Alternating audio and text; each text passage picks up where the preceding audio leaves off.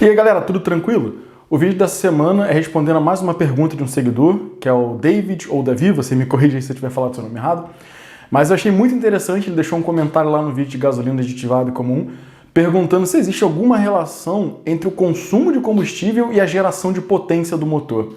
Eu achei essa pergunta legal, ela foi bastante extensa, então resolvi quebrá-la por partes e ir esclarecendo as dúvidas ao decorrer do vídeo. Então se você quer saber se a potência influencia no consumo de combustível, fica aí que depois da vinheta eu vou falar sobre isso.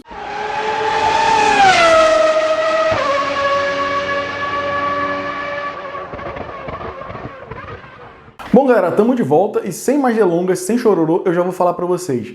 Não, a potência não influencia o consumo de combustível, ou melhor, vou reformular. Não existe uma relação direta entre a quantidade de potência que você está gerando e o combustível que o motor está consumindo. Não tem uma fórmula matemática que traduz isso pra gente, e também não é verdade que quanto mais potência o teu motor está gerando, mais combustível ele está consumindo. Tanto não existe que eu já falei para vocês aqui algumas vezes, quando a gente fala de motor, a gente sempre fala de mapa. Mapa disso, mapa daquilo.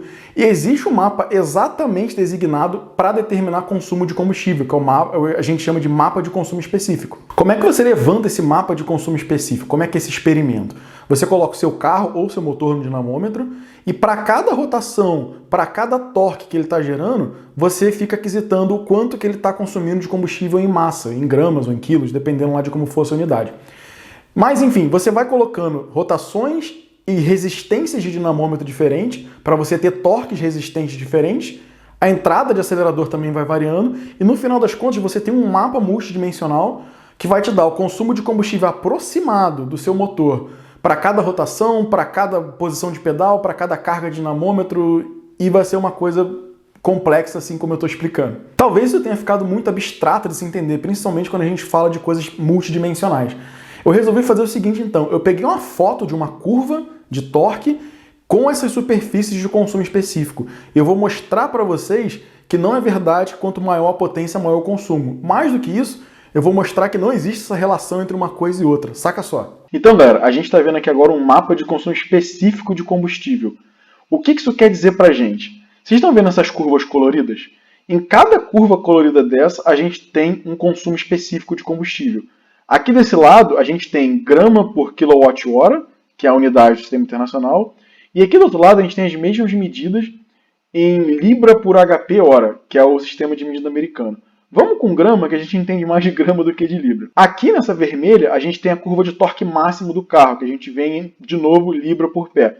Mas o valor de torque não é importante agora. A gente tem nessas linhas azuis aqui, que estão cruzando o mapa, linhas do que a gente chama de potência constante. O que quer dizer? Em qualquer lugar que eu esteja andando em cima dessa linha azul, eu tenho uma potência constante que está escrito aqui, 20, 30, 40, 50 HP, seja lá o que for. Então vamos lá. Primeira coisa que eu queria explicar para mostrar que o consumo não depende diretamente da potência. Vamos pegar essa linha aqui, ó, essa curva azul, que está passando por a superfície de 250 gramas de consumo, que é a linha de 30 HP. A gente vê então que se a gente está gerando 30 HP a mais ou menos 2.000 RPM, a gente está consumindo menos de 250 gramas de combustível por quilowatt-hora de potência. Mas, se a gente avança um pouquinho, sei lá, para 3.000 RPM, esse consumo já pula de 250 para quase 275 gramas.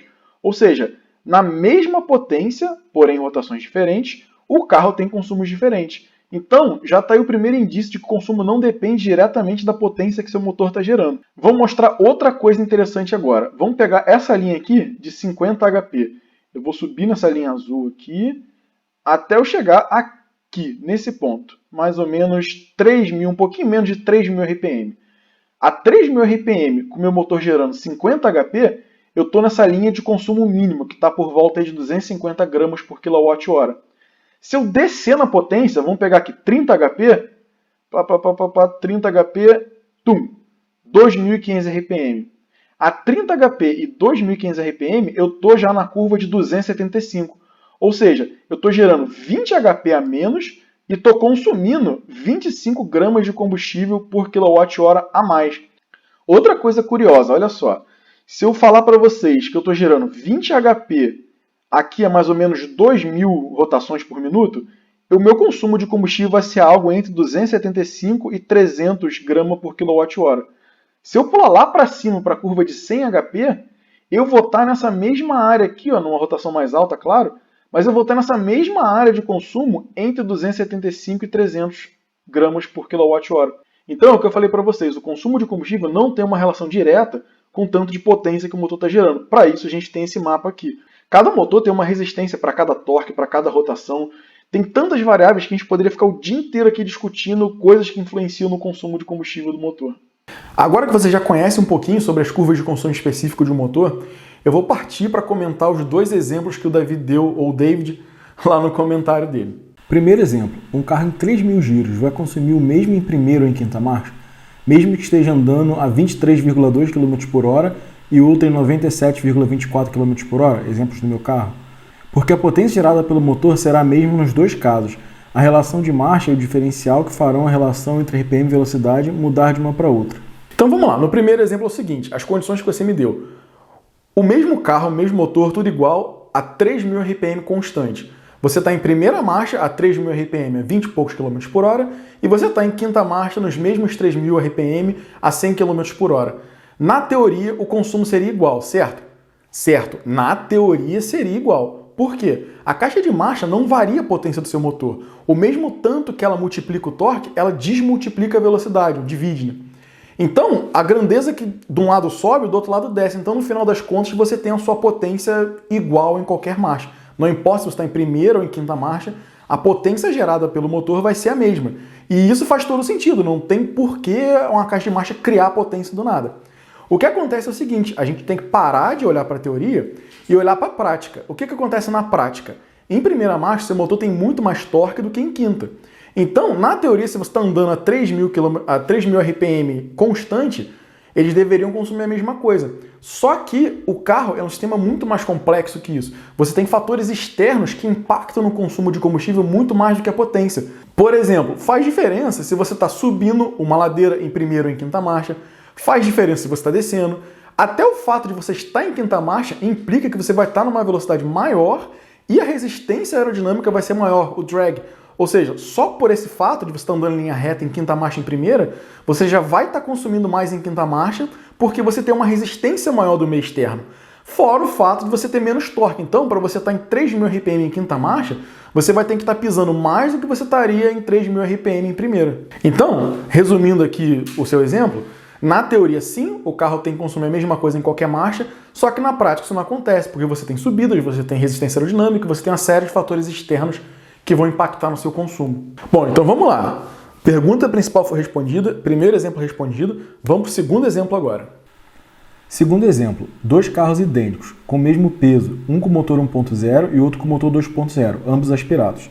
Terão o mesmo consumo sempre que estiverem na mesma faixa de potência? Aí ele fala algo em relação ao pico de potência, que seria 70 cavalos para 1.0, outra faixa de potência para o motor 2.0, mas o importante aí na ideia dele é comparar motores com litragens diferentes. É muito difícil fazer uma comparação entre dois motores diferentes, principalmente que a gente já viu que não tem uma lógica perfeita, não tem uma relação matemática entre consumo de combustível, potência e tamanho de motor e por aí vai. Isso varia muito. Vocês querem um exemplo? Olha só, se a gente pega um motor Ferrari 4.0 e um motor Mercedes 4.0, esses dois motores vão ter mapas de consumo específicos diferentes. E eu digo mais para você, se eu pego um motor 2.0 Mercedes e um motor idêntico a ele, 2.0 Mercedes, do mesmo carro, eu pego dois motores que acabaram de sair da mesma linha de produção. Se você fizer um experimento, os dois vão ter mapas de consumo específico um pouco diferentes também. Então, cada motor é uma peça única. Existe um conjunto enorme de variáveis que pode determinar um consumo mais elevado ou menos elevado de combustível. Essas variáveis externas que eu te falei, tipo resistência aerodinâmica, subida, resistência ao rolamento, o tipo de pneu que você está usando, o tamanho do pneu, o tamanho da roda, tudo isso influencia. Além disso, os fatores internos do motor. Existem centenas de peças móveis e cada peça dessa tem um atrito, então o atrito das peças importa, o óleo que você está usando também vai influenciar, porque mal ou bem ele vai mexer nessa relação de atrito de uma peça com a outra. Mas eu tenho certeza que vai ter alguém que vai virar e vai falar: não, você é burro, você é maluco. Um motor 1.0 sempre vai ter um consumo menor do que um 2.0 porque ele tem um volume menor. É óbvio, se você tem menos ar, você tem menos combustível. Nem sempre. A gente já está cansado de ver aí motor 1.0 bebendo mais do que 1.6, motor 1.8 bebendo mais do que 2.0. Você inferir sobre o consumo de combustível no motor baseado numa variável só, que é litragem, ou que é torque, ou qualquer coisa, é um erro de principiante. O motor é uma coisa complexa e o consumo de combustível depende de várias variáveis. Tanto que a gente até hoje não achou uma fórmula matemática para relacionar o consumo de combustível com qualquer outra coisa. Por isso, justamente, que a gente faz o teste no dinamômetro e tem que fazer esse experimento para levantar o mapa de consumo.